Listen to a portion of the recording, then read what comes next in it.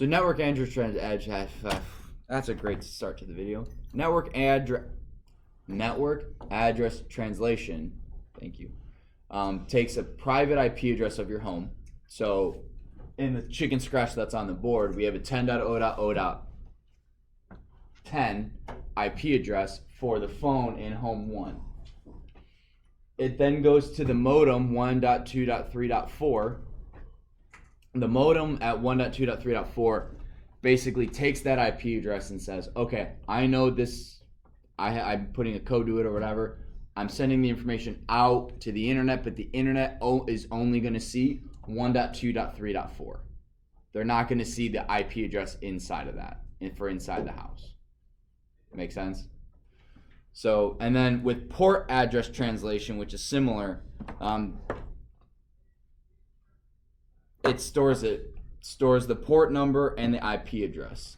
So network address translation is essentially from the modem out, and then the port address translation is the physical port that the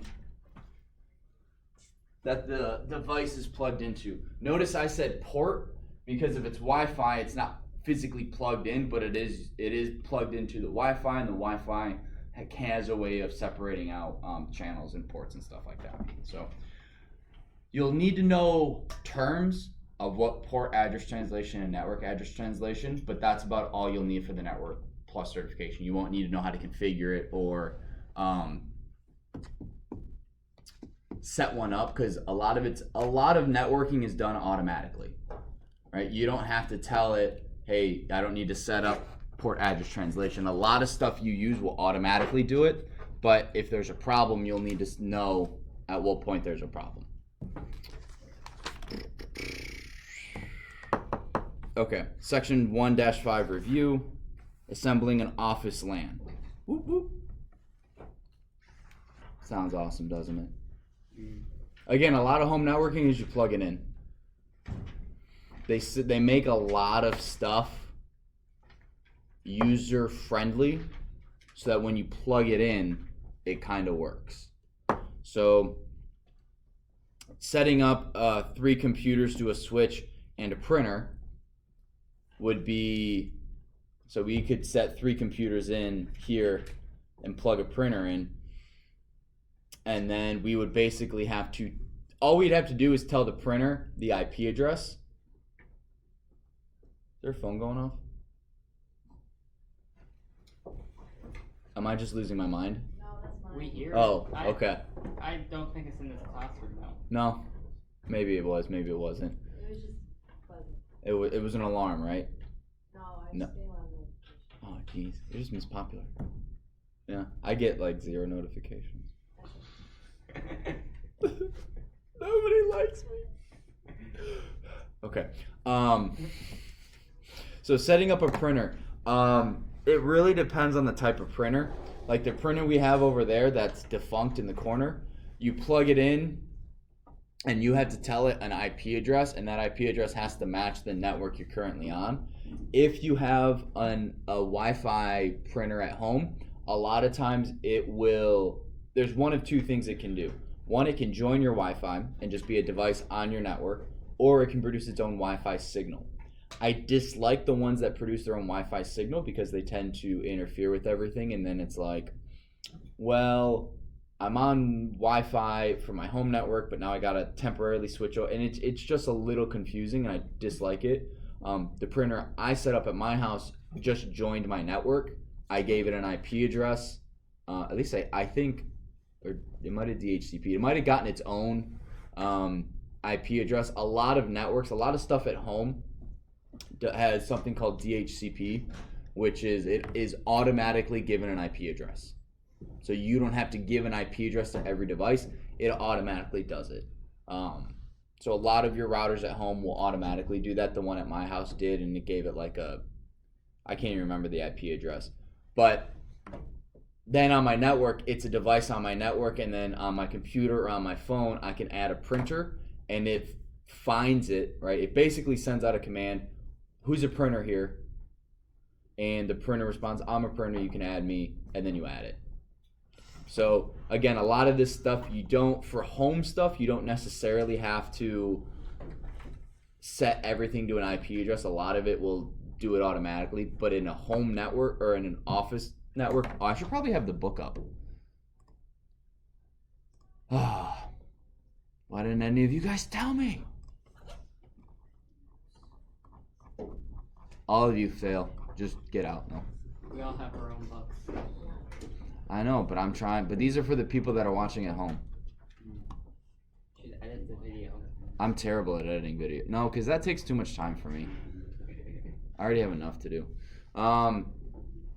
So you can there is a time in a home network where you do need, or in an office network specifically, to give an IP address to everything. So things that don't change: desktops, printers, copiers, those sorts of things. Our copiers and printers all have fixed IP addresses because they're never going to change, and we don't want.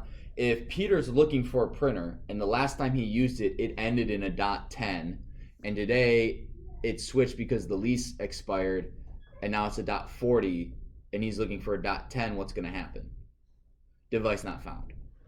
Then you have to unadd it and re-add it. So things that stay static or don't move or don't change, often you should just give an IP address or do a reservation. So like once you DHCP, once everything on your network has an IP address, you basically say, okay, this device, this MAC address always gets this IP address.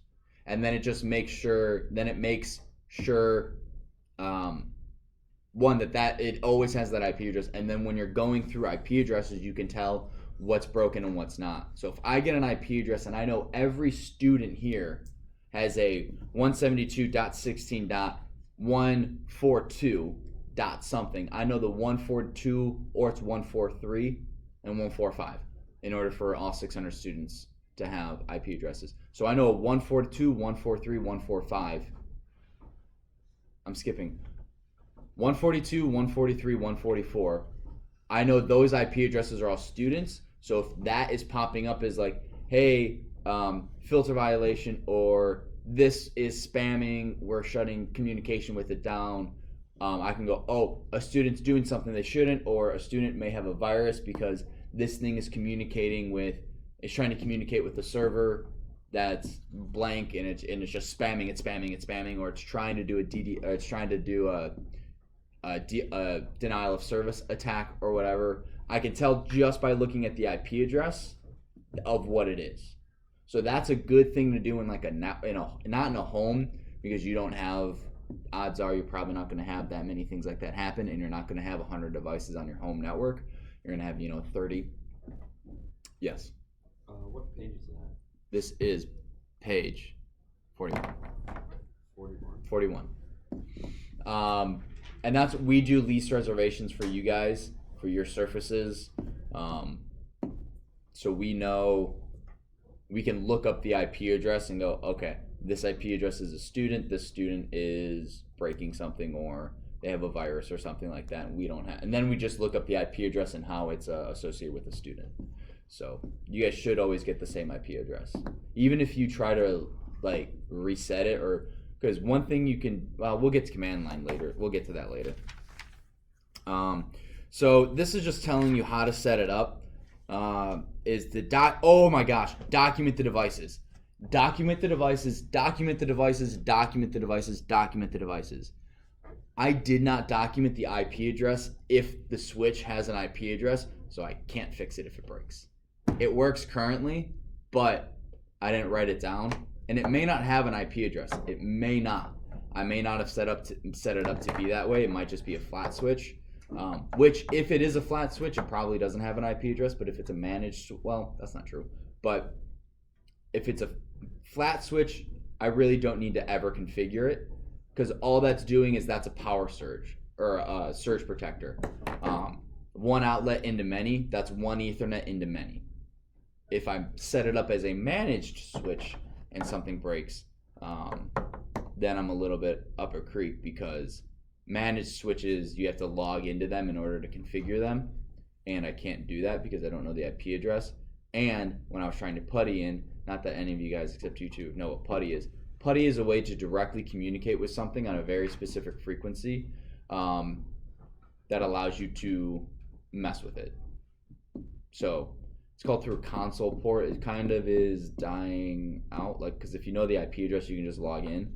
But before they had really good GUIs, graphic user interfaces, you had to do everything through command line. And the people who do stuff like the Cisco network administrators, they just do everything with routers and switches through the command line. They don't log in because they just know it so well. They pull it up, they connect in directly, and then bada bing, bada boom, they're just typing away. I'm not that good. I'm like, how do I log in again? So document everything, document everything, document everything. And I'll show you I'll start showing you guys the wiring closets and stuff that we have here.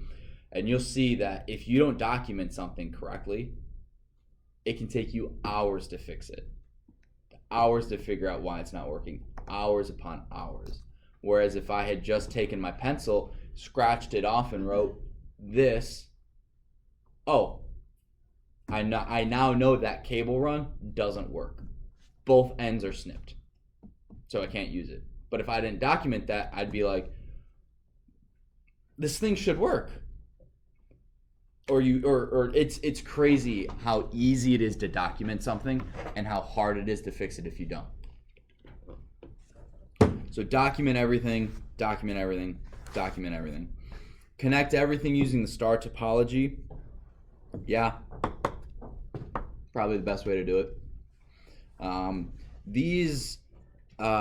So Cat 6 cable is the current standard for Ethernet cabling. It can go up to, oh darn it, I think it's 1 gigabit, or is it 2, or is it 10? 10, okay. So it's 10 base T, right? 10 base T, yeah. No, 100, gosh. I'm just gonna stop. Cat 6E, Cat 6 is the current, it's the fastest transmission cable. 5 and 5E, you don't want to use 5 because the maximum transmission speed for 5 is like 10 megabits per second, I think. All these things are like, I know which one's faster. I can't remember the exact numbers, but I think Cat 5 is 10 megabits per second. Cat 5E is either 100 megabits per second or a gig. And then Cat 6 is 10. Yes. So why would a hypothetical manual for a hypothetical Cisco switch recommend that you use a Cat 5 Ethernet cable? I don't know. It's old. Would there be like a specification for like between 5 and 6 other than their speed? Yeah, there is a specification, and it's, what is it? It's data transmit. No, there's something about a frequency. I think. I can't remember. I think everything is like backwards and forwards compatible though. Well, you only go the fastest as your slowest cable. So in your network, if you have one cable so if my entire network was Cat 6, right, I can go 10 gigabits per second, right? Again, we need 4 megabits for Netflix. 1 gigabit is 1,000 megabits, so give or take. So I need 4 megabits to stream Netflix, but my cable can do 10,000 megabits. It's a lot of data transfer, right? But so let's say everything is 10 gigabit except for the patch cable, or the cable that connects my computer to the wall. That's Cat 5. I won't be able to download or do anything faster than 10 megabits per second. So you only ever go as fast as the slowest item in your chain of internet. Make sense? You're only as fast as your slowest cable. These right here, and then the RJ45. So at the end of all of your guys' Ethernet cables, there's this plastic part. That's an RJ45. I don't know what it stands for. But the RJ45 is the plastic part, and that's the part you plug in. And that is very important. That houses the 8 wires. And if they're not in a precise order, your cable won't work. Or it may work partially. Like I've had cables that transmit power correctly, but don't transmit information. So I get a link light. I get a light that says, hey, this device is powered on and working, but I can't find it on my network. So it's very important that that's done properly. These numerics, 10 base 2, 10 GE, 10, 1000 base FX, are all, you'll need to know what they mean. So obviously the number in front is in megabits. So 1000 is 1 gig, give or take. I think there's 24, but it's close enough. Base is just telling you what. Then the next thing is what is it running over? Is it running over copper or is it running over fiber optic? Fiber optic is obviously faster because that's just light as opposed to electricity. It's also a little bit more fragile. Like with an Ethernet cable, I can twist it, again, depending on the cable. I can twist it around my finger and have it still work. I can't do that with fiber optic because it's glass. It actually, if it bends too much, one, it can snap, but two, light will actually bounce out of the fiber optic cable. Are you guys familiar with how fiber optic works? So briefly,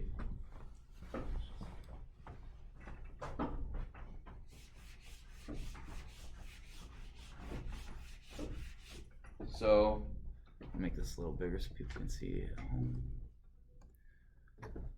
This is my fiber optic cable. And in reality, that's like the width of a human hair, maybe a little bigger. Okay? So what happens is we plug this in to my switch and it shoots light. So here's a little light bulb. Such a good job. So it pulses light, and what will happen is this light will go through this cable. Not necessarily super straight, but it'll go, and because this cable, hang on. Because this thing is very, very thin,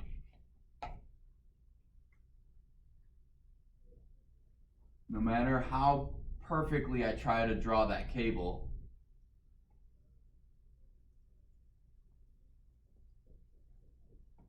there's still bends in it, right? You won't have a perfectly straight fiber optic cable. So what'll happen is the light will bounce and it will hit the side and it will bounce back down, bounce back up. Sometimes it goes longer stretches. Right, it's called the index of refraction. Wow, that's my high school physics coming into play. So this is how fiber optic cable works. If my cable is bent too much,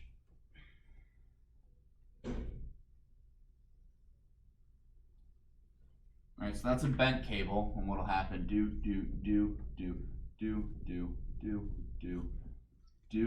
it won't have, the index of refraction will actually have it bounce out. And so then your cable no longer has any sort of light going through it, so you lose connection. So they have specifications for how much you can bend a fiber optic cable, and the circles have to be like this big, right? Because the end, you can't bend it so much that the light bounces out, so you have to have it wrapped in a circle if you do need, or if it has to go around a bend of some kind, you have to make sure that bend is wide enough and not just a straight 90 degree. It has to be a gradual bend. I think they say 2 or 3 inches is the tightest it could be for a circle, so it's something like that, but we always generally double that, give or take. Michael?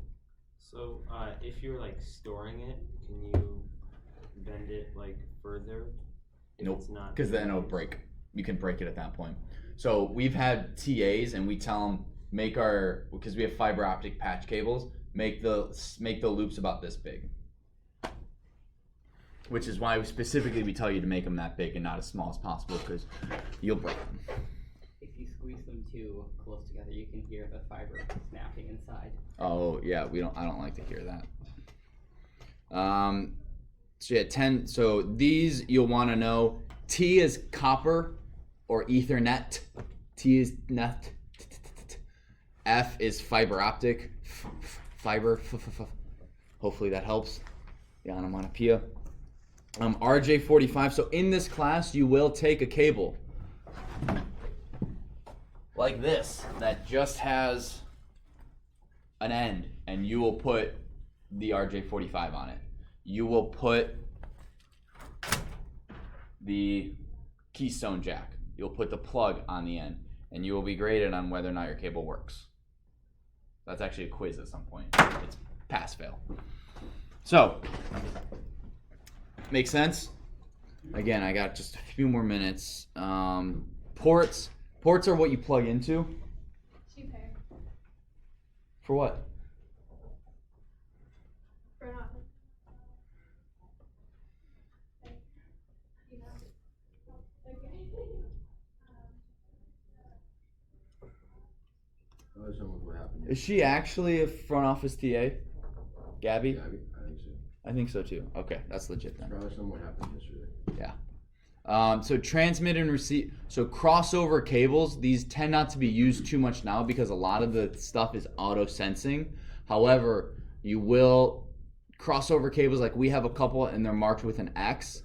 And basically, I can't remember exactly what they do, but the pairs are different. So instead of being in the order that everything is set up, they're slightly different in order to allow different things to talk to each other. But now, since almost everything is auto sensing, you don't need crossover cables. Straight through transmit, uplink port. Uplink ports are basically what you get internet from, or the device. It's the parent device you're talking to. So your computer talks to the AP, to the access point. The access point has an uplink port, technically, kind of. Talks to our switch. Our switch has an uplink port to talk to another switch. That switch has an uplink port to talk to our internet, to talk to the internet.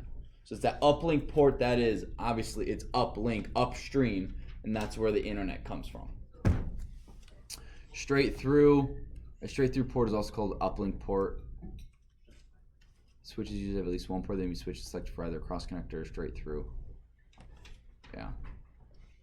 Link light, this is really important. If you plug a computer in to a switch and you don't see a light come on, something's broken. On the physical layer, again, the physical layer, is everything plugged in, yes or no? If you don't get a light, something's not plugged in somewhere, which is infuriating when you have a 150-foot cable run and you're like, uh-oh, did I step on it and break the cable? I hope not. So, link integrity test, protocol. I've never seen that other than in this book. Sent by each device connected. Yeah, that's just, are they still communicating?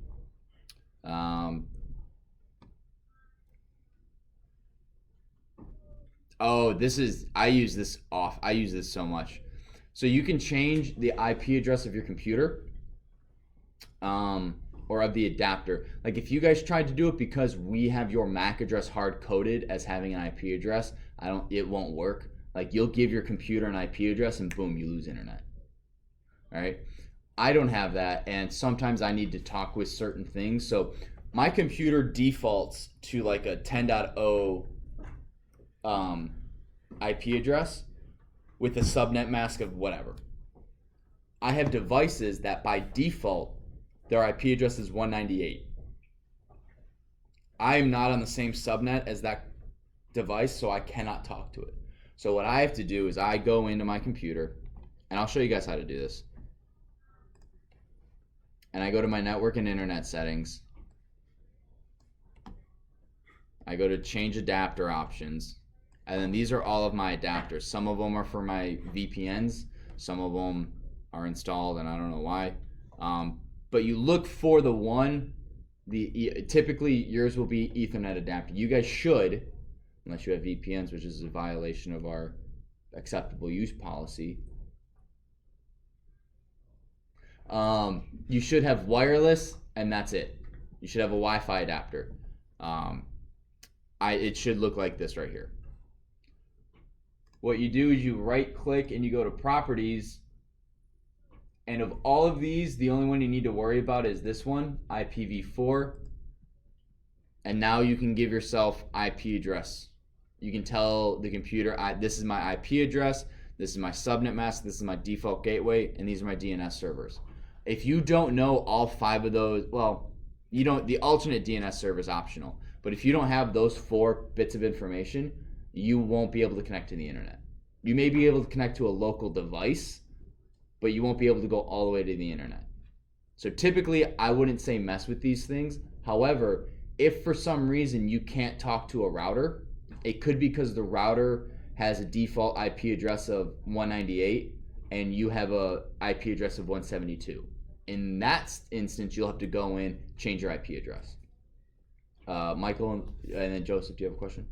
Okay, Michael and Joseph. So this changes the IP address of your actual computer?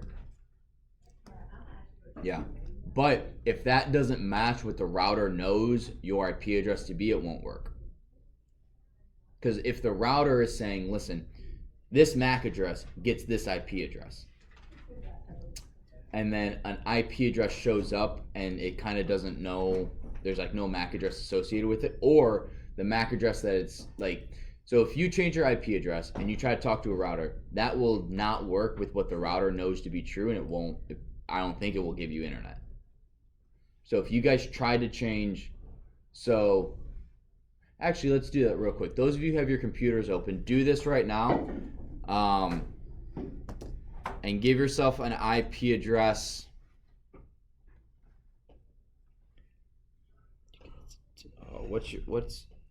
Hang on, someone run IP config right now.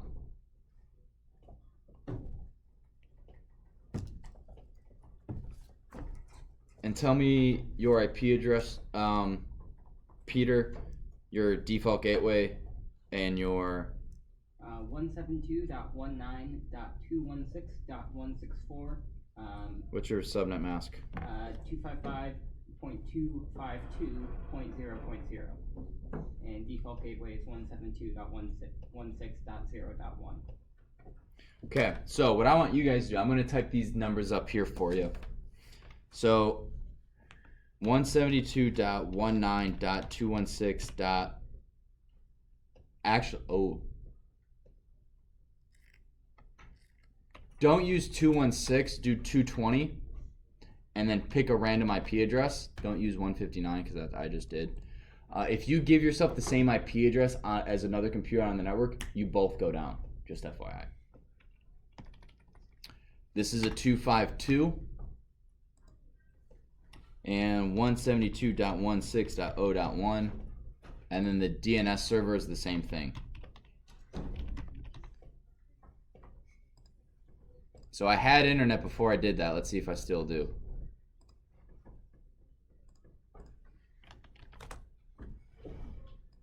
So I'm trying to load YouTube here.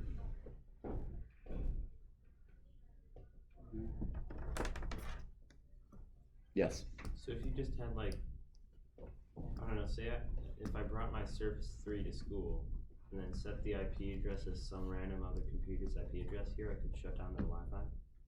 You'd have issues with Wi-Fi, wouldn't necessarily shut it down. But you would also need to know more information. Like if you aren't on the same subnet, then it doesn't matter. Yeah. Our Surface 3s could still connect to this Wi-Fi, right? Yeah. So I don't have internet. Part of the reason is also where I plug into the network is to a different VLAN. So if I'm not talking the same language as the VLAN I'm on, there's no internet. So I can't connect. None of you guys should be able to connect either for a different reason. Anyone here have internet? I theoretically should still get it because I don't have a Surface 3. Oh, now my computer jumped over to Wi-Fi. I have internet, but I haven't changed it.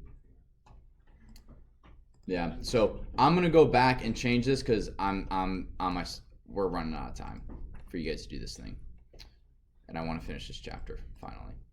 But this is a way if you want to give your computer, no matter where you go, you are going to use these certain DNS servers. This is where you could do it. So like that Cloudflare or that OpenDNS stuff for filtering and everything, you can set that up on a computer level here. And if you're not an administrator, you can't change these properties. Great, now my computer froze. There we go. So I have internet now. Got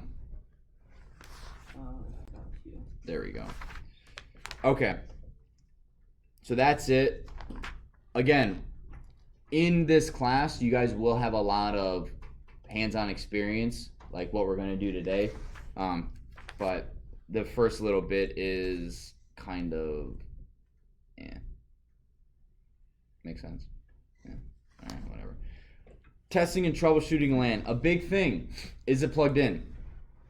I told you about that CCNA exam. All he did was plug it in. Make sure things are plugged in. Make sure you have link lights. If you have link lights, 99.9% of the time everything's okay. It took me so long to figure out that I had power but no network. It's like, what? If I have a link light, why can't I do this? Or I could type in the IP address and ping it, but I couldn't load anything. So it was something wrong with my wiring. Ping is super useful. Let's say I have internet. Let's say I don't know if I have internet. And I want to see if I do. I will ping something. So I'll ping youtube.com. And that tells me, okay, I am connected to the internet and I can talk to YouTube. But what if my IP address, let's say I'm trying to ping a server, or let's say I'm trying to, does my computer, so far I can't talk to the internet. Well, can I talk to my router? Because if I can talk to my router, then it's in between the router and something else. So I would do ping, and I would go, okay, my router works. I can talk to my router. So the issue is between my router and the internet. Well, let me see if I can ping my modem. And then I would ping, and I would go 127.0.0.1. Okay, I can ping my modem, and my modem is good. That means my home network is set up correctly. There's something wrong with the internet. Maybe there's an outage, right? That's happened to me before. My wife was working from home, and we lost internet.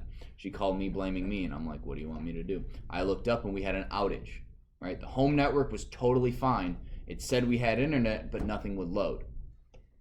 So then I log into my router, and it says internet's down. So then I check with Comcast, and it said, yes, there was an outage. And by the time I had done that, it was back up. So it was very, very low downtime, which was awesome. But that ping, can I talk to Peter's computer? Can I talk to a computer on my network? Can I talk to my desk over there? Which is, I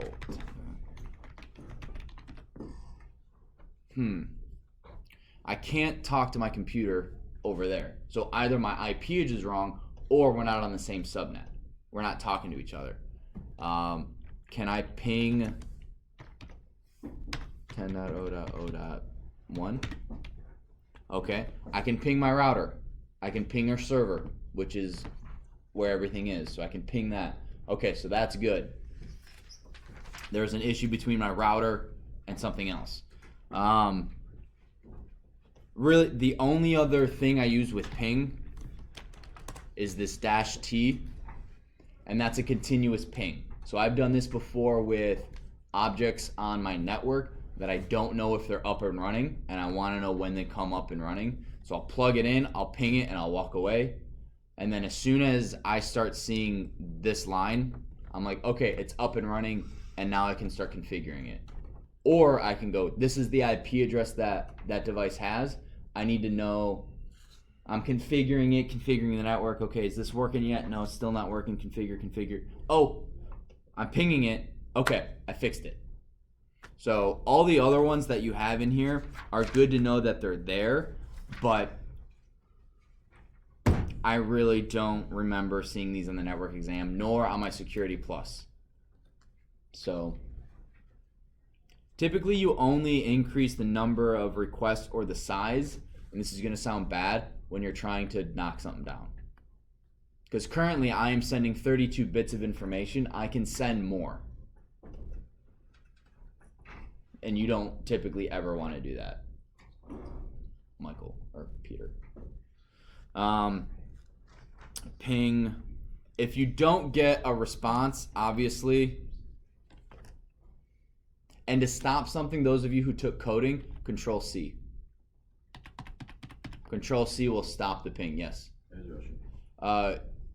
Yeah, I got like another page. Yeah, I'll wait. Okay. And so if you ping something and you're not getting a response, that means there's no connection, whether it's a logical connection or a physical connection. And then all IP config, we went over this, gives you the information on your Ethernet and everything that's connected to the internet. Michael? How did you say you changed the amount of data you sent? That's in the book. You do, I can't remember the exact syntax, but you do, it's something like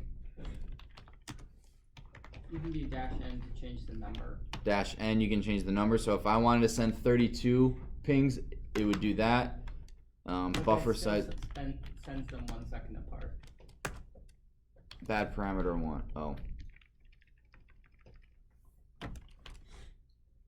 Bad parameter 64. Is that an L or a 1? Yes. Oh, yeah, apparently I don't know how to use that. Also, So- if you let the ping finish, it gives you statistics on how long it takes. Oh, yeah. Latency. I honestly never even look at that, because if it pings it once, that's all I need. If it doesn't ping it, that's all I need. I don't need to know statistics most of the time. So that's all of chapter 1. Over the weekend, you guys are going to do the review. I'm not going to give you every single question. I will go through and I'll pick them, because otherwise it's 72 questions. I obviously don't give you that. I will, the certification questions, these are ones that are from the certification exam. You will have a couple of those. If not, maybe just all of those. All right, so that's it for this part. You guys can go, it's break time.